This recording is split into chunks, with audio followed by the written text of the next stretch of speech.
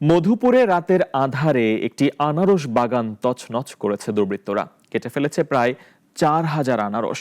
চরম ক্ষতির মুখে পড়েছেন চাষী মোহাম্মদ মইজউদ্দিন। টাঙ্গাইল প্রতিনিধি আব্দুল্লাহ আল নোমানের তথ্যচিত্রে রিপোর্ট করছেন অলিউল রানী। আনারসের বাগান তছনছে এভাবেই স্বপ্নভঙ্গ গুবদিয়া গ্রামের মোহাম্মদ মইজউদ্দিনের। 3 বছর আগে ঋণ করে প্রায় 5,000 ক্যালেন্ডার জাতের আনারস চাষ করেছিলেন তিনি। ফলনও হয়েছিল বেশ ভালো। মাসখানেকের মধ্যে বাজারে তোলার কথা ছিল আনারসগুলো, কিন্তু তার আগেই দুর্বৃত্তরা কেটে ফেলেছে তার বাগানের 80% আনারস।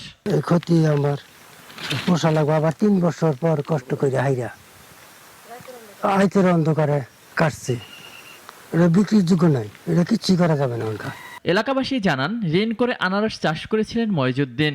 আনারস বিক্রি করে এই ঋণের টাকা পরিশোধের কথা ছিল তার, তবে তা এখন আর সম্ভব নয়।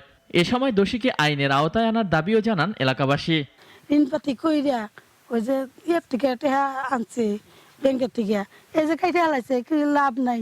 আবার 3 বছর পরে ফলাবো, কিটা করবো?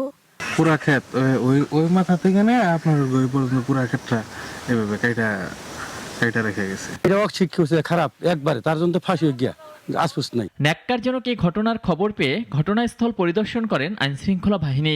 তদন্ত সাপেক্ষে ব্যবস্থা গ্রহণের কথা জানান পুলিশ। আমরা অভিযোগ পাইছি, কে বা কাহারা করছে আমরা তো দেখি সন্দেহ একজনের উপরে আছে, তাকে অ্যারেস্ট করলে বা অভিযোগ আমরা তদন্ত সাপেক্ষে পরবর্তীতে আমরা আইনগত ব্যবস্থা নিব। তবে ক্ষতিগ্রস্ত কৃষককে সব ধরনের সহযোগিতার আশ্বাস জেলা কৃষি বিভাগের। প্রশাসনিকভাবে কিভাবে ম্যানেজ করবে সেটা হচ্ছে প্রশাসনিকভাবে তারা দেখবে। তো আমাদের উপজেলা কৃষি অফিসের পক্ষ থেকে যদি কোনো সহযোগিতা করার সুযোগ থাকে, সেক্ষেত্রে আমরা আমাদের কৃষক ভাইদের সর্বাত্মক চেষ্টা করব সহযোগিতা করার জন্য। অপরাধীকে শনাক্ত করে দৃষ্টান্তমূলক শাস্তি না দিলে আরও কৃষক এমন হামলার শিকার হতে পারে, এমনটাই আশঙ্কা এলাকাবাসীর। অলিউল রনি, নাগরিক।